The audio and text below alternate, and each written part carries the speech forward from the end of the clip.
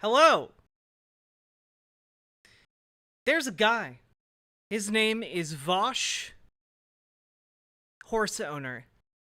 And he went on a web show called Deep Fat Fried. And Deep Fat Fried has a couple people you might recognize from it, notably the Amazing Atheist and a guy who goes by Paul's Ego, and then some dude named Scotty. And they all three apparently disagreed with him on electoralism and the efficacy of voting, if not the reason why you should vote for Biden in 2024. Let's see how this goes. Now, to be completely upfront with you, my position is voting is a tool of political change. It's not the only tool for political change. But who you vote for does matter. It does move the scale. It does actually impact our political system. And I believe that when you vote, it is an act of triage. Effectively, you are working with no medical supplies, and you are trying to get the outcome with the least amount of suffering for the most amount of people. Okay? Now, Scotty is TJ's more useless younger brother. Gotcha. Now, I just want to be upfront with that, okay? Like, when you vote, it is not to usher in the utopia you dream of. It is instead to deny the dystopia. Twitch is blocking Teehee words, Hamas, and Israel in their bit donations. Okay. It is to stop the dystopia on our doorstep. And let's see. I also need to turn down the Streamlab alert sound because holy moly, that's loud.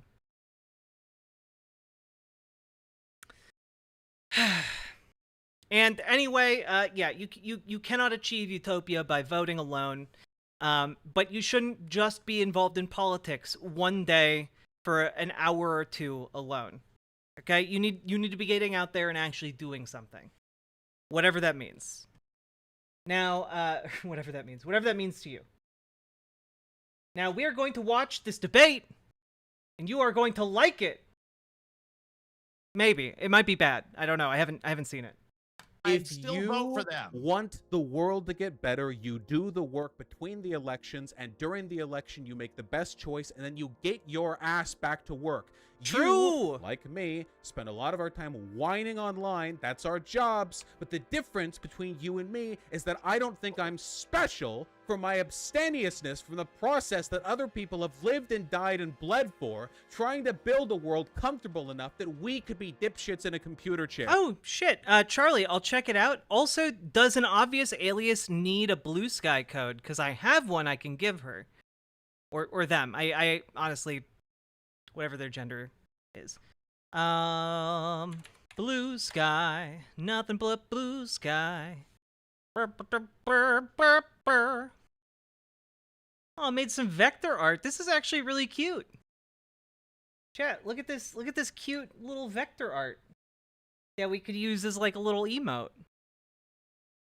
I like it. I think it makes me look like Commander Shepard, and this is my favorite emoji on the Citadel. That is now a reference that means I'm old. I like it. Thank you so much, Obvious Alias. I appreciate it. You've several in you've offered? Okay, that's a fair decision. Not that old. You say not that old, but then you think, oh my god. Mass Effect 3 came out in 2013. That's a decade ago. Where's time gone? Is it too late for me to have children? Is it too late for me to find meaningful relationships? Have my looks gone? Am I all alone? Am I gonna die alone? And anyway, that's what Mass Effect 3 is now. Stop. I'm sorry. Okay, I'm sorry. I'm sorry.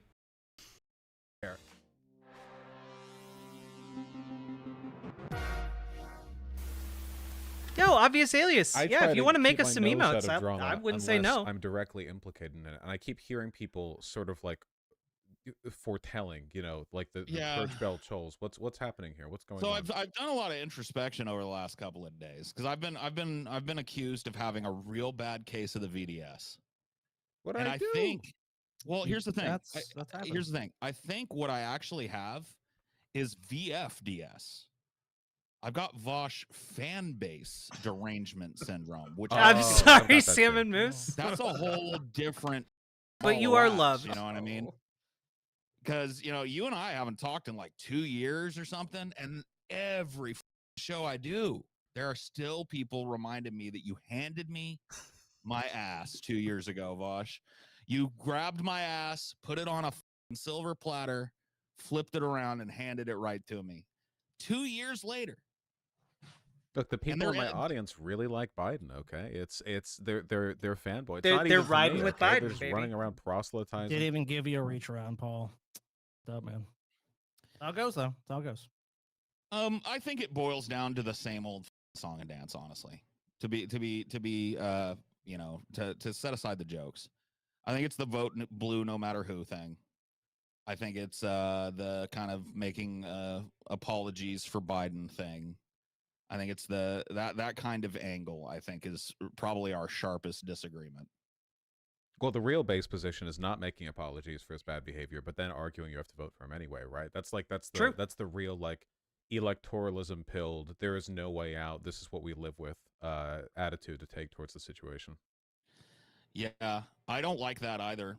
I don't like the idea. Just to clarify, Paul's ego is the one talking right now. It's hard to tell with Amazing Atheist as a spinning, smoking pumpkin.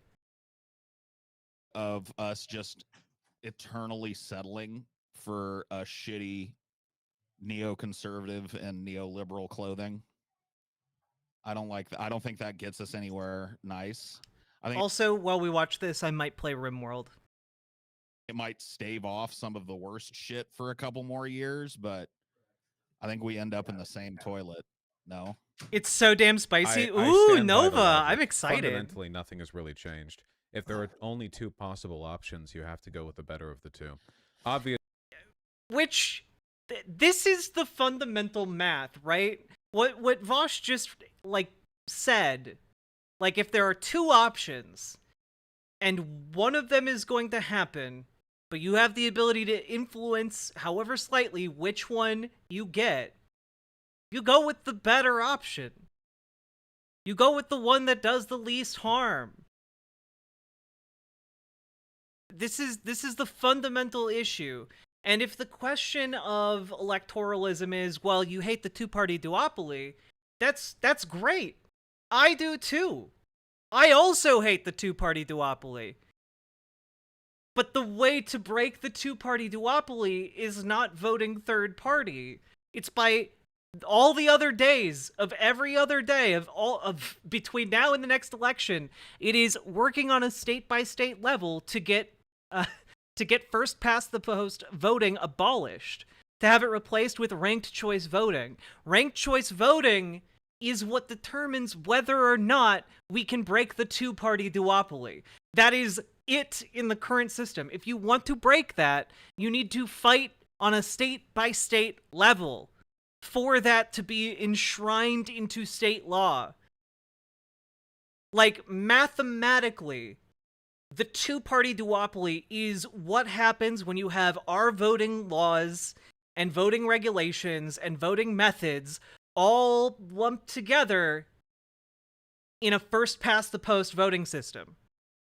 So until we change that to ranked choice, like, all of this faffing about with third-party politics is just to stroke your own ego. That is the only thing it accomplishes. obviously, like rhetorically speaking, I'm not exactly thrilled to be doing anything that even sounds like defending Biden right now because of what he's doing with regards to the genocide in Palestine. Right. So this isn't exactly like a period of time during which I'm going to go out there and proselytize and wave banners around and, you know, shoot t-shirt cannons with Biden's face on it into the crowd. Not the time for that. more probably going to focus on tearing down the GOP, you know, but ultimately, like, Isn't it the endpoint's the time same. now? The establishment has an interest in preventing ranked choice voting, though? Sure. But you know what? It's a lot easier to organize and win on a state level to change something within a state. You know, that's just kind of how it be. And you know, we've been seeing traction. States have indeed adopted ranked choice voting. Voting states.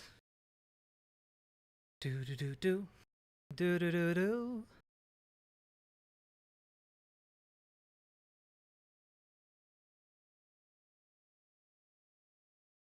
Whoop.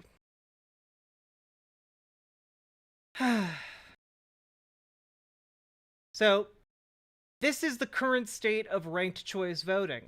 You have some statewide elections, local option for municipalities to opt into ranked choice voting, local elections in some jurisdictions, and then ranked choice voting banned statewide. Okay? This is currently where this is at. All right? If you want ranked choice voting in your state and you live in one of these states and you are one of those people who's like, the two-party duopoly must die. If you live in any of the states that are currently not dark gray, you can move and organize to get ranked choice voting happening on a state level for federal elections. So if you are like, hey, I hate the two-party duopoly, this is the direction to channel your dissatisfaction in. This is what you need to do if you want to break the two-party duopoly. All of these third-party candidates who are running,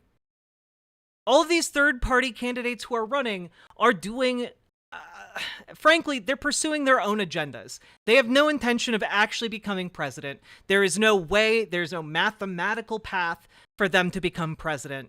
It is a vanity project. It is for book deals and book tours. It is for, possibly the idealistic ideal of maybe influencing one or both of the actual candidates who are in the running for president, right? And yes, if you live in one of these gray states, one of these dark gray states, you can still organize in those states to overturn ranked choice voting being illegal, okay? So while the establishment does have a vested interest in making sure ranked choice voting doesn't become a thing, you can change that. That is on local and state level organizing. So again, anyone who's like trying to blow smoke up your ass about third-party candidates, remember this map, okay? Remember this map. Because this is where the real work to break a two-party duopoly starts and ends.